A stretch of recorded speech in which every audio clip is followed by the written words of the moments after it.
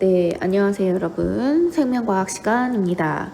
자, 수능 특강 교재 153페이지를 봅니다. 자, 우리 이번 주 3시간에는 자, 사람의 유전병에 관련한 이 단원을 학습하도록 하겠습니다. 교재 준비되었나요? 네, 그러면 시작하겠습니다. 자, 사람의 유전병을 일으키는 원인에는 두 가지가 있습니다. 자, 첫 번째는 유전자의 이상이 생기는 것을 말합니다. 유전자 돌연변이. 자, 그리고 또한 유전병을 일으키는 원인에는 염색체 돌연변이. 자, 이러한 종류가 있습니다. 유전자 돌연변이는 말 그대로 유전자의 변이가 생기는 것을 이야기하고요. DNA 염기 서열이 바뀌는 것을 이야기합니다. DNA 염기 서열이 바뀌어요? 그러면 유전 정보가 바뀌게 되겠죠? 그러면서 생기는 유전병에 대한 이야기를 우리가 하게 될 거예요. 정리됐나요? 자, 그 다음에 염색체 이상이 생기는 것을 염색체 돌연변이라고 합니다. 자, 염색체 돌연변이에는 또다시 두 가지의 종류가 있는데 염색체의 구조의 이상이 생기는 것, 그 다음에 염색체 수의 이상이 생기는 것, 이렇게 두 가지 종류가 있습니다. 그래서 염색체 구조의 이상이 있든 또 염색체 수의 이상이 있든 두 가지 모두 염색체 돌연변이라고 부르고요. 역시 염색체 돌연변이에 의해서도 우리의 유전병이 발병할 수 있습니다. 되겠나요?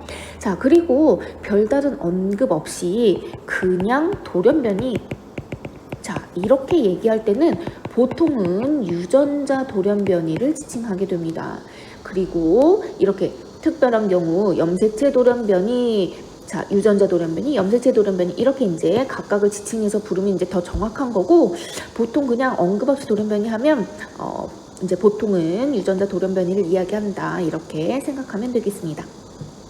되겠나요? 자, 그러면 유전자 돌연변이부터 들어가 보겠습니다. 유전자 돌연변이. 자, 방금 이야기했던 것처럼 유전자 돌연변이는 DNA 염기 서열이 변해서 나타나게 되는 돌연변이를 이야기합니다. DNA 염기 서열이 어떻게 바뀌느냐? 자, 우리 세포 분열을 하기 전에 DNA 복제를 하죠. DNA 복제하는 과정에서 자연적으로 발생합니다. 우리가 타자 치면서 오타가 나는 것처럼 복제를 할 때에도 자연적으로 이렇게 오류가 발생할 수 있어요. 그러면서 이렇게 돌연변이가 나타나기도 하고, 또는 발암물질에 노출이 된다든지 또는 방사선에 노출이 된다든지 이러한 여러 가지 원인에 의해서 DNA 염기 서열이 변할 수 있습니다. 자, 이렇게 DNA 염기 서열이 바뀌면 유전자의 유전 정보가 바뀌죠. 자, 유전자의 유전 정보가 바뀝니다. 유전자는 무엇을 암호화하고 있어요? 그렇죠. 단백질에 대한 정보를 암호화하고 있어요. 그런데 유전 정보가 바뀌었으니까 어떻습니까? 네, 단백질이 생성되지 않거나 또는 생성이 되더라도 비정상 단백질이 생성이 됩니다. 그러면서 유전병이 나타나게 되는 거예요. 자, 유전자 돌연변이에 의한 것은 대부분은 열성이 됩니다. 대부분은 열성 형질이에요. 자, 그런 이제 왜 그런가 한번 따져볼까요? 왜 대부분이 열성인가? 자, 우리의 여기 상동 염색체입니다. 상동 염색체인데, 자, 여기에 유전자가 있고 여기에 유전자가 있습니다. 그런데 이제 이 DNA 염기 서열에 문제가 생겨서 비정상 단백질이나 단백질이 생성되지 않는다라고 했을 때, 자, 여기에는 이제 돌연변이 유전자가 있고 여기엔 정상 유전자가 있다고 합시다. 여기 정상 유전자에 의해서 단백질이 생성될 수 있기 때문에 보통은 두 개가 다 열성으로, 두 개가 다 이제 동형접합, 네, 열성 둘 다 열성일 때 보통 유전병 증상이 나타나게 됩니다. 왜냐하면 이제 정상 유전자에 의해서 단백질이 생성될 수 있기 때문에. 그런데 어떤 경우에는 우성으로 나타나는 형질도 있어요. 그러니까 비정상적으로 만들어지는 단백질에 의해서 그 형질 자체가 나타나 버리는 거죠. 그래서 우성인 것도 있고, 근데 이제 대부분은 열성이다. 자, 이렇게 생각하면 되겠습니다. 자, 이러한 유전자 돌연변이는 핵형 분석이라고 하는 것으로 확인할 수 없습니다. 핵형이 뭐였죠? 자, 핵형 기억나나요? 우리 지난 시간에도 핵형에 대해서 살펴보았었는데, 핵형이 뭡니까? 그렇죠. 이렇게 염색체의 수나 모양 크기를 나타내는 이런 것을 핵형이라고 했습니다. 그죠? 자, 이렇게 핵형 분석을 통해서 유전자의 이상이 생긴 거, 유전자의 돌연변이가 생긴 걸 알아낼 수 있을까요? 알아낼 수 없습니다. 그쵸?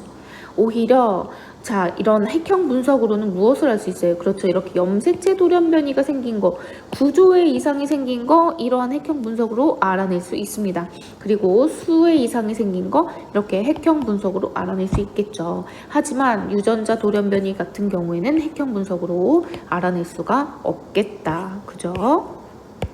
다시 돌아가면 그래서 자, 이러한 유전자 돌연변이는 유전자 자체를 분석하거나 또는 이제 이렇게 대사에 이상이 있는지 없는지 이런 검사하는 것들이 있습니다. 그래서 이런 검사처럼 생화학적 분석을 통해서 알아낼 수 있고 방금 전에 봤던 것처럼 핵형 분석으로는 알아낼 수 없다.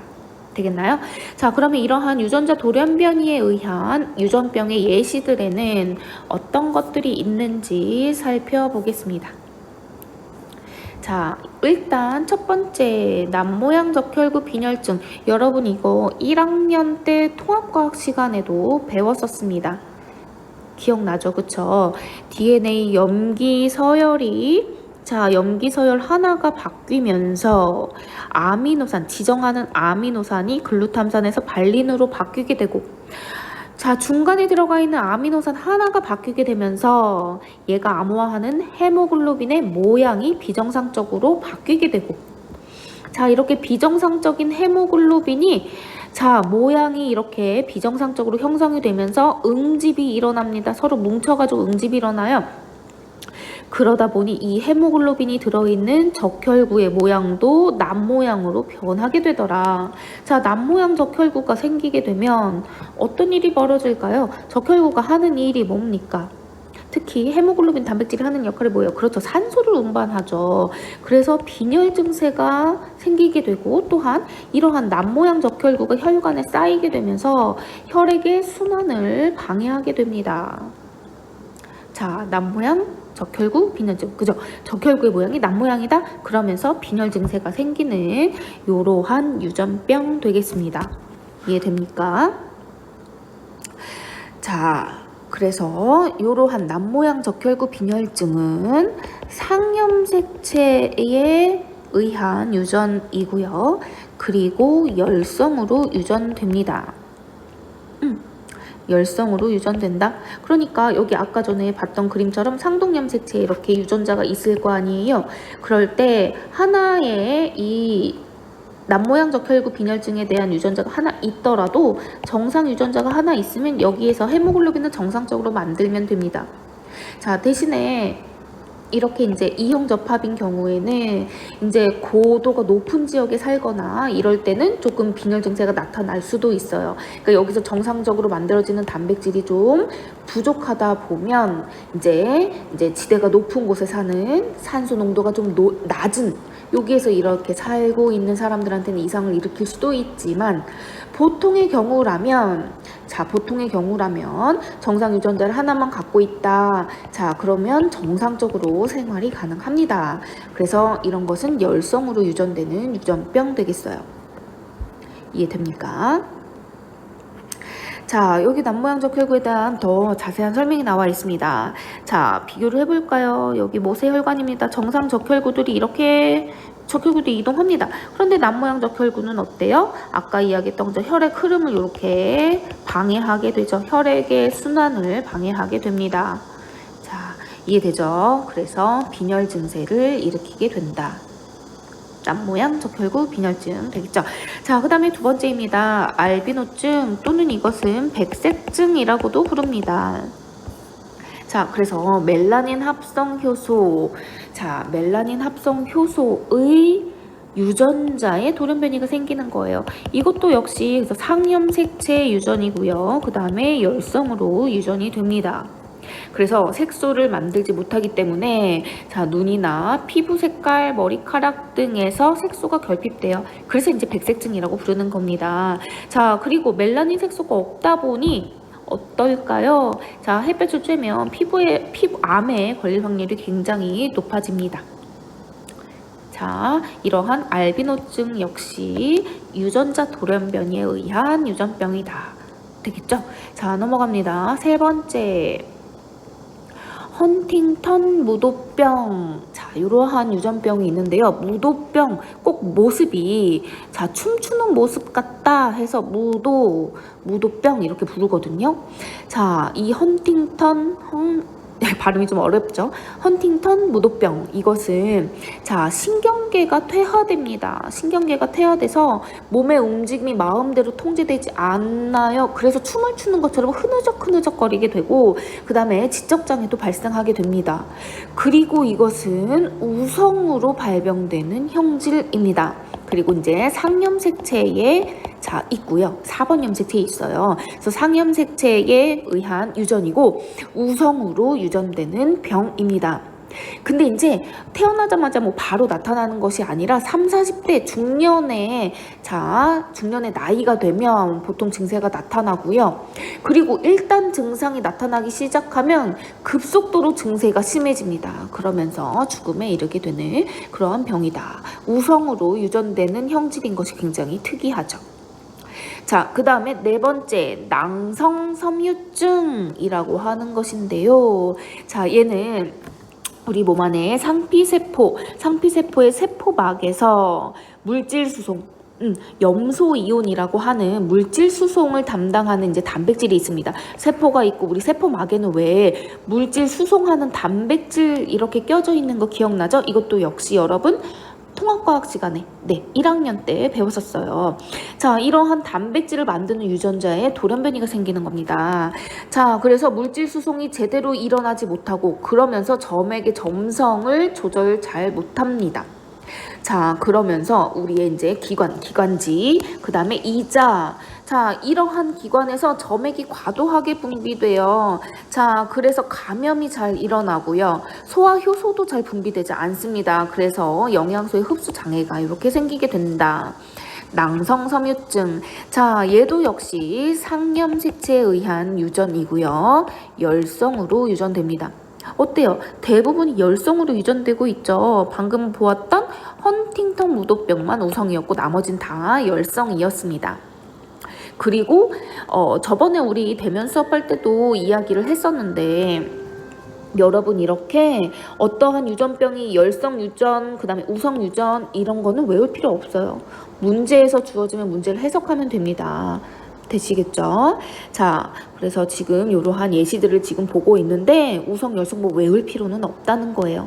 어차피 우리 시험 문제에서는 그 가계도를 통해서 분석을 해내야 합니다. 되겠죠? 그러면 여기 가계도에 나와 있는 거 한번 볼까요?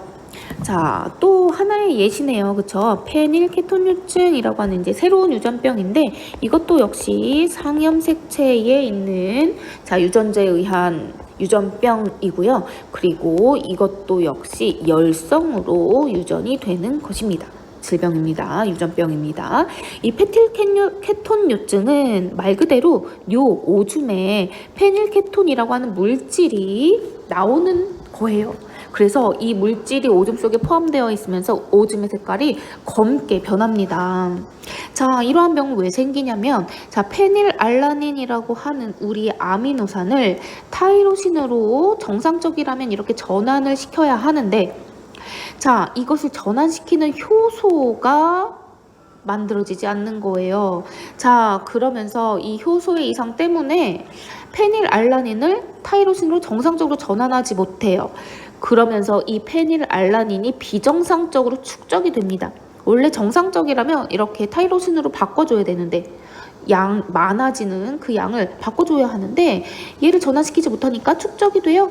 그리고 이 축적되는 게 어디에서 큰 문제냐면 중추신경계, 뇌에 축적이 되는 것이 문제입니다. 그래서 중추신경계에 축적이 되면 우리의 중추신경계를 손상시키고요. 지적장애 등을 일으킵니다. 되겠나요? 자, 이것이 이제 큰 문제이고 이제 이 병의 이름이 붙은 것은 오줌의 페닐케톤이 자, 페닐알라닌이 또 대사 과정 중에서 페닐케톤으로 이제 변화가 됩니다. 케톤이라고 하는 건 이제 아세톤과 같은 자, 그런 물질 중에 하나예요. 물질의 이름입니다. 자, 그럴 때 얘가 이제 축적돼서 오줌에 이제 배설이 되는 건데, 오줌에 배설되는데 이제 이것이 중요한 게 아니라 중추신경계를 손상시키기 때문에 굉장히 치명적인 질병이다라고 하는 것이죠. 그래서 이것이 이제 생후 1년 이내에 발견이 되면 식이요법을 평생 하면서 자, 페닐알라닌의 섭취를 이제 제한하는 식이요법을 통해서 이 중추신경계가 손상되는 것을 막을 수 있어요. 자, 그래서 신생아 때 이러한 검사를 우리가 이제 실시하게 됩니다. 자, 요건 이제 병에 대한 소개를 잠깐 했던 거고요. 그럼 우리 이제 본격적으로 이 가계도를 한번 볼까요? 방금 내가 열성이라고 이야기는 했었는데, 자, 가계도를 보니까 어때요? 요 부분을 보니 어땠습니까? 정상 부모 사이에서 1번 페닐 케톤요증 발음이 계속 어려워요. 그죠? 페닐 케톤요증 여자가 1번이 네, 태어났습니다. 그러니까 이것을 보고 무엇을 알 수 있다? 열성이라는 것을 알 수 있다. 그죠? 자, 그 다음에 우리 뭐 해야 합니까? 그렇죠. 상염색체에 있는 것인지 성염색체에 있는 것인지 판단해야 되겠죠. 방금 내가 상염색체라고 이야기는 했지만 우리는 문제에서 이렇게 병 이름이 제대로 안 주어지고 그냥 단순히 유전병 이렇게 이야기할 수 있거든요. 그러니까 우리가 찾아내야 합니다. 가계도를 보고. 자, 어때요? 일단 열성 유전이고, 자, 만약에 성염색체에 있다면 자, 이것이 가능한지 이렇게 따져보면서 자, 가능하지 않은 것을 배제시키는 방법으로 우리 해야 된다 이야기했었죠. 일단 Y염색체에 여성이 이 증상을 가지고 있으니까 Y염색체는 아닙니다. 자, 그럼 X염색체에 있는가 한번 따져볼까요? 어때요? 자, 가능하지 않습니다. 뭐 때문에 그럴까요? 수업 시간에 했었는데 그죠? 기억나죠? 자, 1번 여성이 열성입니다. 만약에 X염색체에 있다면 이 여자의 유전자형은 X-X가 되겠죠. 이제 이 증상을 일으키는 X- 유전자를 이렇게 나타낸다고 할 경우. 그럼 어때요? 이 이제 여자는 X- 염색체를 아빠로부터 당연히 하나 받아야 합니다. 근데 아빠가 정상이네요? 성립하지 않습니다. 그쵸? 자, 그러다 보니 X염색체에 있는 것도 아니구나 배제합니다. 그러면 상염색체에 있구나 이렇게 알 수 있어요. 자, 그리고 유전자형을 결정해 볼까요?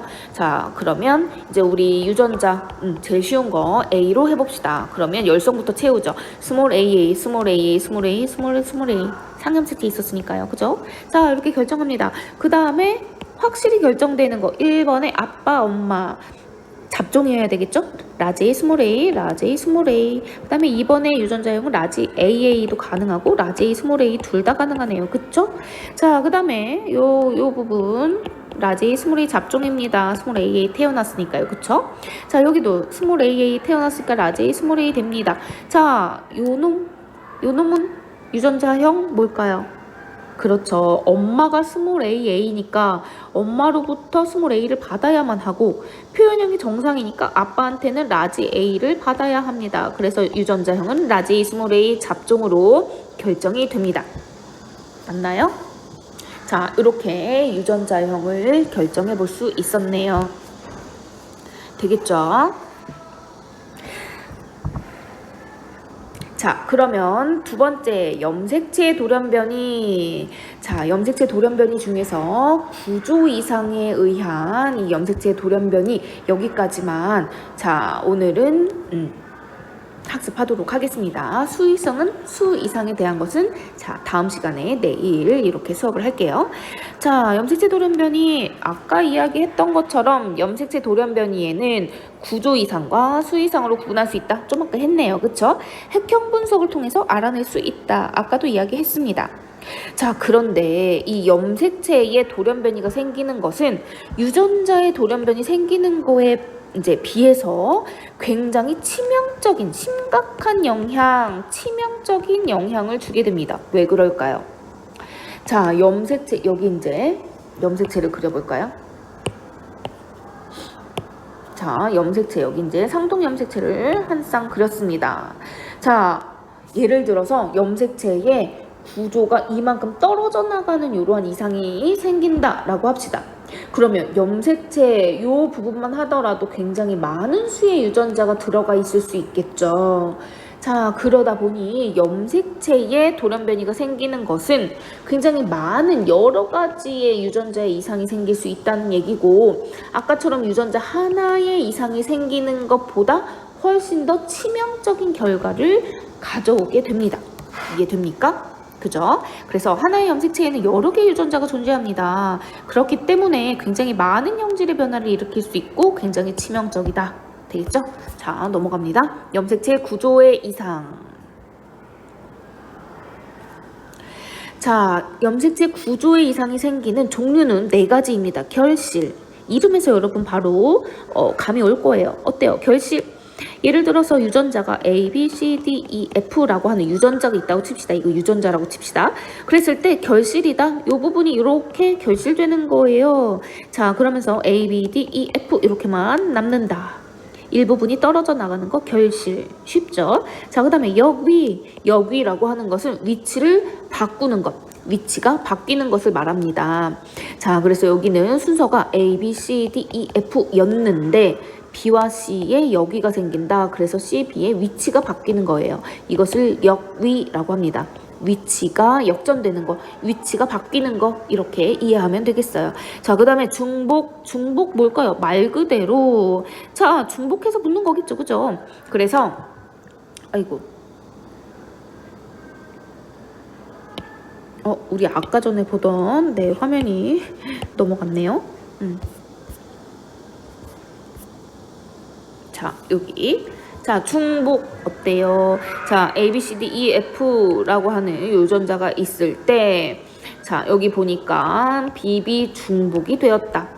자, 그래서 여기 A, B, C, D, E, F라고 하는 것은 뭔지 유전자, 요 위치에 있는 유전자라고 볼 수도 있고, 또는 이 염색체의 부위, 각각의 부위에다가 A, B, C, D, E, F 이렇게 이름을 붙여도 이제 각각의 이 증상을 설명하는데, 자, 이해할 수 있겠습니다. 되겠나요? 자, 그래서 B와 B가 이렇게 중복이 되었다. 그 다음에 4번째 전좌. 자, 이거 진짜 여러분 좀 새로울 텐데, 전좌라고 하는 것은 서로 다른 염색체에서 여기 어때요? A, B, C, D, E, F. 자, 이 A, B, C, D, E, F라고 이것을 가지고 있는 염색체와 그 다음에 V부터 Z까지 자, 이렇게 갖고 있는 염색체가 있어요. 그러니까 서로 다른 염색체입니다. 예를 들면 얘는 1번, 얘는 2번 이렇게. 그래서 서로 다른 염색체 사이에서 일부를 바꾸는 것입니다. 이것이 전좌예요. 되겠습니까? 그래서 이 둘 사이에서 V가 여기 가서 붙고 그 다음에 A, B는 이쪽에 와서 붙는 거죠. 그래서 염색체의 일부를 서로 이렇게 바꿔서 갖게 되는 거, 이것이 바로 전좌입니다. 되겠습니까? 자, 염색체 일부가 떨어진 후에 상동 염색체가 아닌 다른 염색체 이해되죠? 자, 1번과 예를 들면 1번 염색체와 2번 염색체 이렇게 다른 염색체에 갖다가 붙은 것. 자, 이것이 바로 전좌 되겠습니다.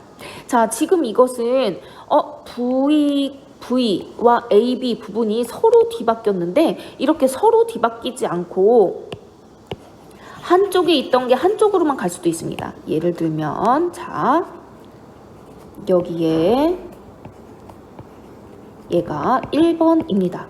그리고 다른 색깔로 해볼게요. 자, 얘는 크기가 다르죠. 얘는 2번입니다. 자, 그랬을 때 보라색으로 할게요. 자, 그랬을 때 1번에 요만큼이 떨어져 나와서 2번에 여기에 뚝 달라붙는 거예요. 자, 그래서 얘는 없고 여기에 붙는 거, 이것도 전좌입니다. 되겠습니까?